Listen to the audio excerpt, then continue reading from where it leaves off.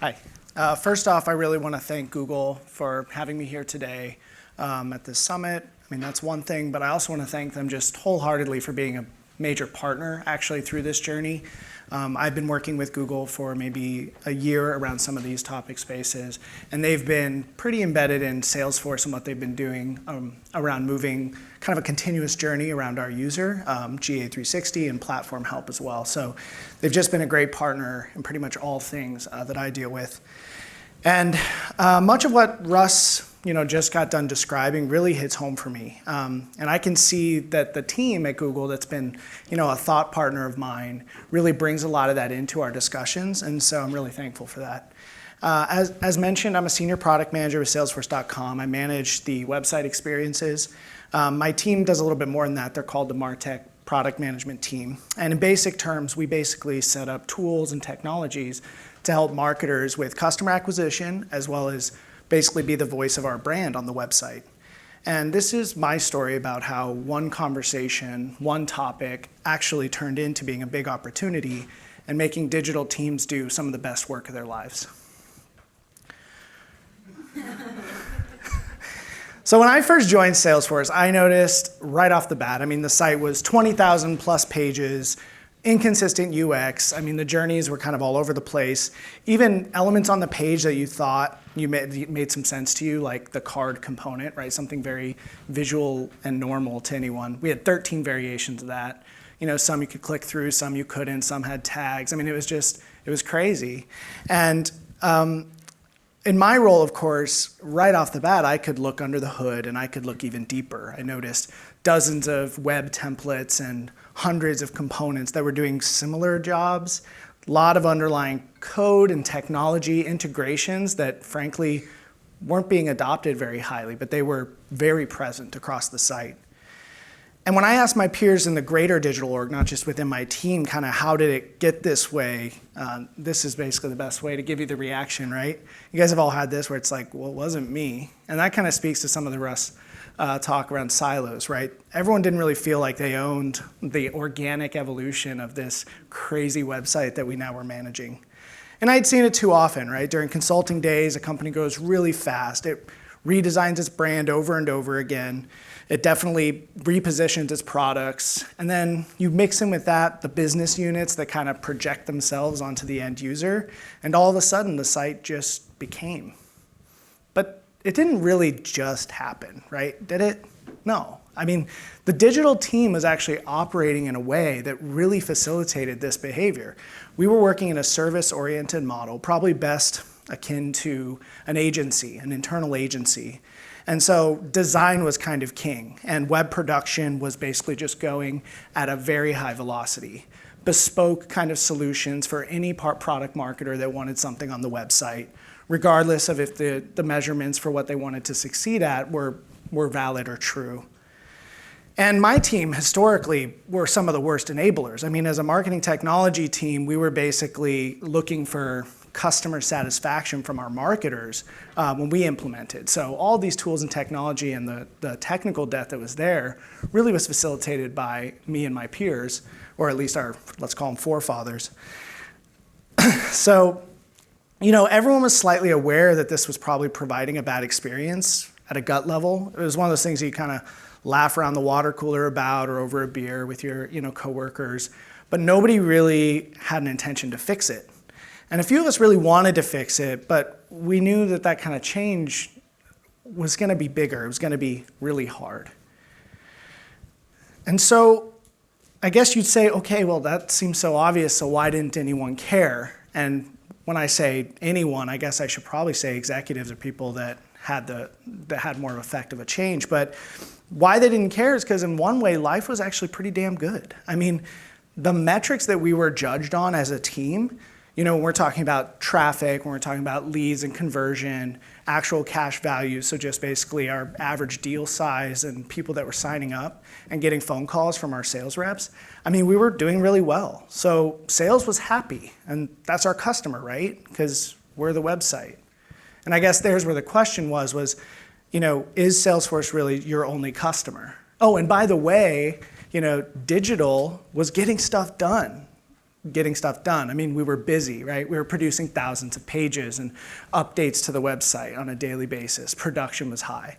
We were implementing those technologies I mentioned. I mean, it's a really big win. You guys ever been to a party where you finally, with a partner, a third-party vendor, right, got things up and running and it's celebratory, and then maybe people don't adopt it or it's not used as much as you promised yourself, and so that just sat there.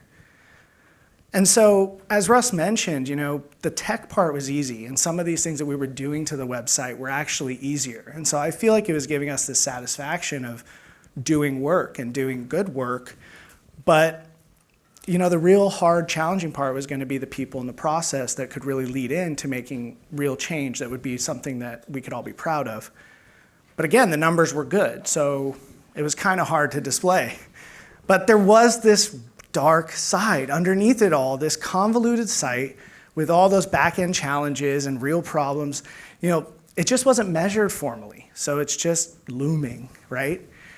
But we did have data. It was just more qualitative, or it just was less adopted data. We had a feedback tool. If you go to our site, there's a little feedback button in the bottom right corner, persists the whole web site, and we get tons of terrible qualitative data from that. Not helpful, confused, super slow. I mean, speed was a big challenge for our website. And it included feedback from our customers too. So one thing worth noting is that, on the website, we care a lot about prospects because we're trying to give leads to acquisition. And of course, we want some upsell or, cross-sell. But the point being is that we're really focused on a persona basis on prospect. But every customer that goes to work and uses Salesforce today goes and logs in through salesforce.com. So a lot of this was actually giving negative, perception to our customers as well. And the user research team, which I wish they had a stronger voice, but when I came in, they had file cabinets full of great insights that wasn't really being adopted, quotes that would keep you up at night. And, this was all just because of this organic growth with the site. And now a few of us had corralled together and worked on some side projects, like one called the design system that was to overhaul the UX of the entire site and put some standards in place. Another, speed optimization, which was to improve the site speed. But the point was that there just wasn't the focus. I mean, these were pet projects at best, and they're priorities, right? So, how sometimes when you're just going to work and day after day kind of feels similar, but then something new pops up and people start talking about it and it snowballs and then it's like the hot topic of the day, or I should say of like the month. This is how mobile was for us. Mobile was sort of on everyone's radar, but actually, just because we use a phone every day doesn't mean that we were giving it priority in our company. And since we're a SaaS company with most people coming in on desktop and doing a lot of analysis that we kind of leverage the larger screen, like pricing comparison, feature tables, et cetera, it was just data we weren't showing respect. And because of that, we didn't really have any handle on whether we should do something about mobile. However, 3 things really changed that. It inspired a discussion around mobile more formally. Mobile traffic was actually up 24%, while desktop was down. And honestly, we should have known about that probably a year or 2 before, but we had changed how we were looking at data and it became as kind of a revelation to us. So that was one significant aspect. Number 2 is that, just in the last couple of years, Google had changed its ranking, to help be focused on mobile. And so for us, it had a big impact on thinking, oh, well, when folks are searching or when we're talking about SEO ranking, mobile is pretty key. And it's important to note that there's a distinction between what your traffic patterns are showing, which ours were still pretty heavily skewed a couple years back into desktop, and what Google's going to use because they have more of a global lens, right? They're looking across the globe and as well as user behavior in general. And then also there were some well-respected veterans from Salesforce that typically were located in other places in different regional teams, but they had come to HQ to kind of support us caring more about our global footprint. And they had a strong voice in these discussions. So with this information coming to light and this kind of topic coming from not really talked about to a big deal, the obvious happened where in marketing leadership discussions, our CMO, Stephanie Buscemi, basically said, so digital, how are we doing in mobile? And we went and looked. I mean, it didn't take that long to find out that, by the way, our conversions, proportionally speaking, they were 50% of what we were getting at desktop. So regardless of the traffic patterns and how many were showing up, that percentage conversion was half of that desktop. Our mobile performance score on like a Page Insights or something that would be representative of like a user's perception of the speed and performance of your site was a 6 out of 100. 6, not 16, not 66. I don't know if that's just I don't know if there's a 0, like maybe you just get 6 so you don't feel like you're a 0, but I don't know where 6 comes from. But yeah, I mean, these metrics were really important for us. And engagement for key journeys, ones that we held really close to ourselves, were really low. I mean, some of them to note are like pricing, right? Because pricing is a beast, at least the way Salesforce does it. We have tabulated data and 188 features for each product, and how do you show that on mobile? So I think that was a big factor. And then some we didn't even have that experience at all. Guided tours and some of these core offers that really got people engaged and converted them. We didn't have a solution to even show it on mobile. So this was a topic that we knew it would have to come to a head and we'd have to talk about it. And luckily, some of us, myself included, and I appreciate the intro, but I didn't single-handedly do this at all. It definitely takes a tribe, right, a village. But a couple of us that were working on design systems and speed optimization and these things that we felt like were really significant for our foundation got together and said, how do we use this conversation instead of coming in and saying, hey, conversions are 50% on mobile, and these tactics actually don't even appear on mobile, and hey, we're a 6 out of 100, and not have the outcome that honestly we'd expect if we didn't go in a different way, which would be, cool, make that 6 a 26, that's improvement. Please go make sure that those core offers have some mobile experience in the way that you usually do, which, as I told you about our website, that would just be kind of proliferating an issue. How do we use this and articulate those underlying issues so that we could talk through the things that we really needed to change to optimize mobile and to optimize for performance? And so there was time scheduled for me and my lead UX partner to meet with our CMO, Stephanie Buscemi.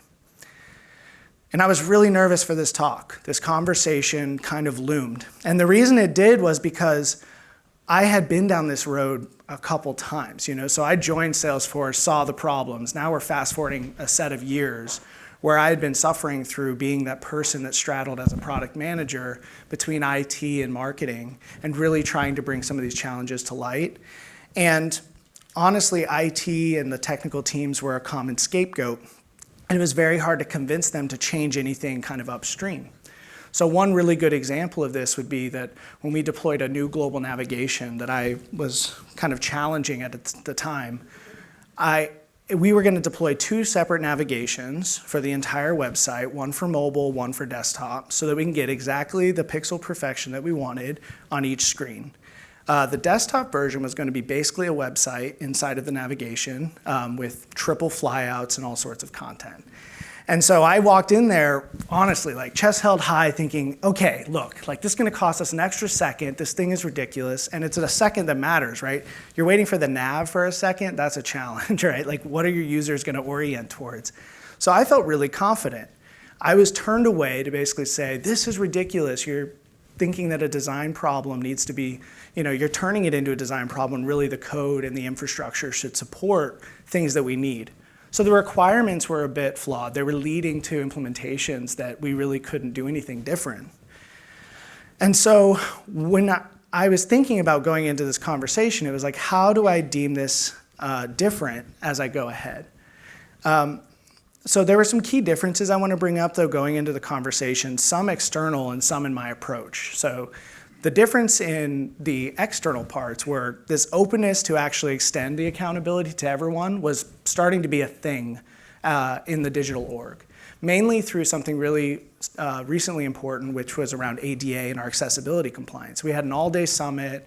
Everyone came on board and we kind of talked through, hey, how do you design for accessibility? How do you copyright for accessibility? How do you code for accessibility? And so this paradigm was kind of set where folks started to think, oh, like every step of the chain, there's a place for me to like weigh in and actually be an owner in this thing. Another thing that changed was that regional representation I mentioned. That was strong because I knew that those key players would be in the room with the CMO versus just distributed around the globe. And then, of course, we had that metric that mattered. We actually had conversions that were down in mobile rather than it being this thing where none of the metrics we were going to talk about had any value. And we had some external validation. I mentioned all the work with Google. We had also had a summit where we did deep dives on the tech and the content side to really look for opportunities. And those presentations that came back to us, the readouts from the summit, didn't scream, hey, this is an IT problem only. It really kind of solidified some external validation. So that was different from the last time I went through this flow. And then our approach was different. I got buy-in early from these other functions, marketing, UX, web production, creative and copy, to basically throw ourselves under the bus. I mean, I don't know how else to say it. It's like I asked them to say, hey, we need to kind of just own what's been going on. And if I can put it in this light, then we can make some real change. And so some good examples that were brought, come to this meeting, to the CMO is applying personas on these challenges. So for example, marketers are actually deploying third-party technologies through our tag managers, and here is some representations of the bad stuff that comes from that. UX is complacent, and they're in the room saying, yes, we are, to the designs and things that are being deployed, and really without any governance. Web production basically has a direct line from product marketing, and instead of going through some sort of central or digital function that helps us kind of govern the thing, it's just getting deployed kind of as a pipeline without any restriction. So on and so forth. We put the personas of marketing at the forefront to talk with the CMO. And overall, this conversation actually went way better than I expected. And the quote that keeps ringing in my head is, this is our CMO, when she said, this is more than a technology problem. And I want to kind of dig into that a little bit, because technology to me, as I sit in both marketing and engineering, isn't really just sitting with the engineering teams, right? I mentioned that marketers could deploy JavaScript or, through a tag manager, for example. That's actually someone on the business side maybe making that decision. So what is clear about our organization that you guys need to know is that technology in the room when we discussed it really was synonymous with IT. And so in the past, in conversations when we said this is a tech problem, and like when I mentioned the nav being thrown back at me to go take it to the tech side of things, they really meant the IT department. And this is really important because the IT department and marketing were like way over here, right? We had a service-oriented thing that we're asking for requests. We get something maybe a few months later. And so it's really almost like a not my problem more than anything. And so Stephanie saying that this is more than a tech problem really brought it into that conference table to feel like, oh, so this is an us problem, like the one sitting at this table right now. And that kind of was the platform to change everything. This was the inflection point for, I think, our team to make all the changes that came subsequent. So what was the ask to Stephanie, right? She sold on it. What are we asking for? Well, we asked for a few things. We asked to prioritize a structured design system that supported leaner code and templates, which were built from all the research and best practices that the specialists, our UX team, our research team have come up with. And we needed to be empowered to stick with those frameworks regardless of some of the seemingly throughput issues or the velocity of how much we needed to deploy stuff on the site. We needed to hold the line there, and we needed her air cover. We needed to prioritize performance and provide authority to come up with some sort of process, which came to fruition through a budgeting process, to say, hey, we only have this much to really accommodate for certain functions like our marketing technology versus our ad technology, and talking through some of that so that we could keep things kind of slim and keep a budget in place. And we needed permission to stop fulfilling requests unless they conformed to those standards, unless they aligned with those previous two things. And frankly, she had to be okay with a bit of a bare bones staff. We weren't gonna add 25 headcount at that very moment, so she had to be okay with us kind of slowing down a little bit on some of this higher velocity stuff, but tactical work, and really transition into more strategic work over the next couple quarters. And the biggest ask that I don't think we went in with super clear, I guess, knowing how she could solution it for us, but it played out pretty nice, was to help us create a digital team that can provide a more strategic vision for the website and to take true ownership of the same.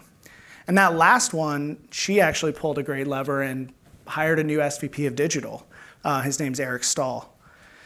And Eric Staal really took what the CMO had given us air cover for, and because of his tenure at Salesforce, he had been there for 12 years, working in 5 different groups globally as well.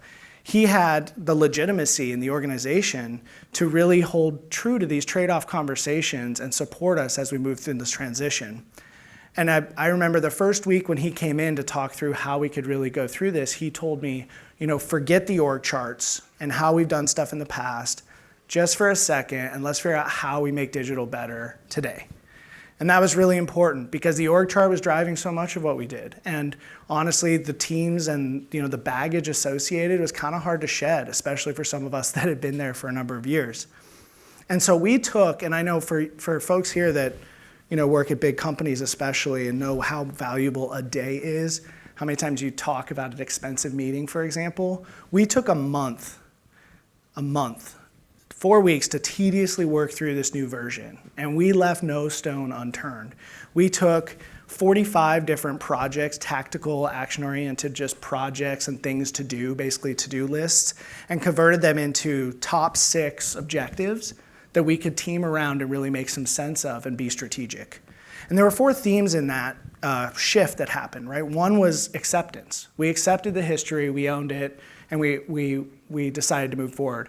We brought in that ownership model a bit from a consensus-based. Folks were actually kind of saying, okay, well, we'll divide this up 20, 30 people and we'll get that done somehow. That really doesn't work well. And as you focus, it was really nice to have an SVP that wanted us to have single points of ownership, no matter how far they had to reach across the org chart to make things work. We assumed those interdependencies. Data was big, and we hadn't been using it more effectively than kind of the health of the website metrics I mentioned in the beginning. But it was an undertone of everything we did. Nothing personal. Let's just speak in the trade-offs. Let's use the data. And one big shift I noticed was using the data to inform making decisions kind of preemptively versus just using the data to measure whether something was successful or not. And he kept quoting Jeff Bezos, when he mentions that 70% is good enough as it pertains to data. That was a big thing too. We had a lot of analysis paralysis, and web data can be super messy. And frankly, we're still on a journey to make that cleaner for ourselves, but we couldn't wait. So we decided to be a little bit more practical with our data. So be data-driven, but to actually be practical with it. And then the 4th one was a bit of a curveball, but it really supported a lot of what comes next because we have our CMO reporting to our Chief Product Officer, our President and Chief Product Officer, Brett Taylor. He comes from a background of, he's the CTO of Facebook. He helped with Google Maps in the development side of things. So he just comes from a more app and development background and understands product delivery and agile. And we were tasked with treating the website like a product. And that kept being mentioned kind of months leading up to this. No one really knew how to action on it. But it was in this vein that we really took action on this. And we came up with a recommendation towards Brett to say, okay, what we can do is organize our teams around these kind of 6 clear objectives, execute it in a Scrum fashion. We basically have a function, every single function represented in those teams that were oriented around these objectives. And all the way from design or inception design and all the way through delivery. And that had never been done before. It was always a handoff and it was always a phased waterfall approach. And during this transition, it was working so well actually naturally, even though it was across these different departments, that some other org chart changes happened that were really nice. One being that the IT engineers, the 5 Scrum teams I was so used to working with, moved under our org chart and actually sat with us. And this really helped us align KPIs around those objectives as well and make sure that we could all succeed kind of, marching to the same drum. And yeah, these were massive people and process changes. I know I'm riddling through them up here and a bit nervous, so I don't want to undersell it, but frankly, this just felt like the second, third, and fourth day job of most people that were participating. It was super hard. But it's months of pain versus years of what we were already doing that made it so worth it. Just to give you some insight into those core objectives, and probably if I was better at this, I would have ordered those slides differently, but these are our 6 core objectives. They're pretty big and meaty, right? But you can see how foundational they are. I mentioned a lot around design system and fixed performance, but these are the 6 things and the only 6 things that we are caring about right now. And that feels really good. And that's what these teams are oriented around, and we have all sorts of milestones and product delivery roadmaps that go out for a year or so. But these are the 6 things, and you can see how those really feed into a foundation that matters for digital. Here's just some fun screens that kind of show stuff that we spun up within that, seriously, that month or two. For example, our speed dashboard that our SVP probably hits the refresh button 100 times a day. Simple things for us to organize around who owns what chunks of the speed budget and how much are we going to allocate to them, in our original baseline versus how we want to move into the future. And you can see how each of these, you splash this up on here. I mean, none of you guys work with me, but I put this up at Salesforce and everyone goes, wait, what the? The implication is huge, right? I've got names of SVPs there that own KPIs to talk through, these different frameworks that we're going to be affecting major change. And that's just for speed index, for example, or site fixed performance as one of those 6 core objectives. This represents kind of the other side I mentioned a lot, which is our design system, right? Rationalizing our templates, making sure that we have some standards that we can sit to, look at people, tools, patterns, guidelines, brand, look at the Scrum team that comes together. I mean, what Russ was mentioning when he mentioned that we're not going to start something without, the business, the tech, and the experience in mind, that's how these 6 objectives were rallied around. And so this is just, honestly, some visuals because mine had 0 visuals for the deck. But I hope you guys understand that there's a lot of work behind the scenes orienting around this stuff. So I'll come close to wrapping up here soon, but I just wanted to give you some of my lessons learned. I wish they weren't so selfishly personal, but some of them are, and I hope you still get some value out of them. But one thing I learned was to be patient. As you heard probably in my voice and as I went through that experience leading up to that CMO meeting, I had done that so many times before, and I just had to be patient that timing isn't everything, but it is a heck of a lot. I mean, sometimes your organization and the people around you, depending on your influence, I mean, me at my level, it was really tough. It wasn't like I could just make it all happen. There were puzzle pieces being at play, and you just have to be ready, I think is most important.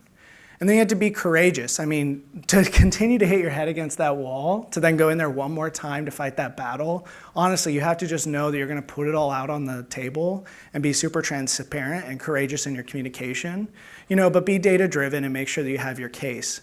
So I would just mention that was a big change for me, I guess, is that I realized I had to go in there and really just pull out the stops, even if it wasn't good PR or the most politically sound thing. Maybe a bit of a career limiter, if it went poor, but it's important. Get buy-in, right? I mean, these executives changed everything for me. And, I was lucky, to be honest. Some of it was luck, but it was also about just getting the right buy-in. And I think a big part of that buy-in is realizing that them getting it, how many times have I would go home and complain, be like, God, they just don't get it. Well, that's my problem, right? I wasn't articulating the challenge enough and putting it in terms that really it was understood until this last conversation. And one other thing that is highly personal, but it comes from my background in consulting, is that becoming a full-time and a seasoned person at Salesforce, I realized that from within, it's really challenging to push HQ teams to be strategic and not just tactical. And so I noticed that actually I was frustrated that if I were on the outside and I was the person being paid to come in and change all the things, people in process and structure and all these things that Russ mentioned are so impossible when you're inside the beast. Those were my biggest levers. I would always come in and say, oh, this is what you got to change, blah, blah, blah, blah, blah, because everyone sees it, right? From inside, it was I didn't really feel I had the authority to talk people in process as much until I had the right executive buy-in. So I would just say, if you are in a position of power, if now instead you being at my level, but out there as an executive, realize that there are folks inside that see those challenges that are brought up in these 2 presentations, and that they need that kind of coverage to present people in process. You don't need consultants to come in to tell you that. You just need to empower your individuals inside. So it has paid off. I'll give you a couple tidbits of success, but I'll tell you that in our journey, we're still kind of in the nascent phases. We definitely done a lot with people, and there's been a lot of org change, as you guys heard. But I think the most important is that the culture's there. Like, people are approaching their work in a whole new way, and we show up every day feeling different about what we do, at least from my perspective, after 4 years. And that's awesome. Right there, that's enough. That's a big win. But we've done some things that are measurable. Like, we've improved our speed index on mobile by 28%. We've got a lot coming in actually November and December, so we're kind of looking forward to it. And then on desktop, we improved it by 40%. We're really close to implementing a design system that actually took a shape that's even cooler than we ever thought, leveraging our Lightning design system, kind of the core system of our product. So we really get this nice fluidity between our website and our product. And we're really reimagining the whole web experience from the ground up with those core performance, mobile first, these types of things at top of mind, rather than letting the website just kind of grow to be what it is. And on a more general level, and I think really important for my team, is that we're just building the right foundation rather than the feeling that everyone had, which was building rooms and wings and staircases and the house that is built on this kind of crumbling foundation. We're actually attacking it at its core. And people are very motivated when they feel like they're making that kind of change. And one thing I guess I didn't say earlier that I wanted to mention was kind of some intangible bits about it. This whole experience for me was, when we show up to work, even though the metrics were good for example, sales as our customer, that was cool. But I mean, how many of you want to be super awesome just at work, right? Like at work, yeah, we're killing it. No, you go home and these people have families, friends, spouses. And I mean, when you say, for me and my digital team, it was, hey, I work on Salesforce.com. I mean, the first thing they go is they go to the website and then they get this terrible experience. And then what do I tell them? Oh, well, but I mean, the sales loves it. And, the lead flow is really good, So I think in general, we shouldn't disregard that fact. I mean, people now show up to work saying hey, we're going to make a kick-ass website that I can be proud of. And to have a 100-person department not be proud of that for a big set of years, I mean, the change has been big there. So I don't know what that's about. I mean, you can take what you get out of that, but I just, sometimes it's kind of fun to think about. This is my one Salesforce branded slide. You can tell why the brand people love me. I'm terrible at presentation stuff. But yeah, so I just want to thank everybody for being my audience, I guess. It felt very selfish to kind of just talk about my journey in front of you all, but hopefully you got something out of it. And I think that coming right after Russ's talk and really seeing those challenges, you might have seen them interlaced in our experience, but this is kind of a real life example. And I think if anything that you could take away from this is it is hard, but it's worth it. And just keep in mind that things will go kind of organically in a certain way. And if you keep those 4 challenges in mind and some of these core principles, you can get through it. But yeah, take that from me, I guess. So thank you.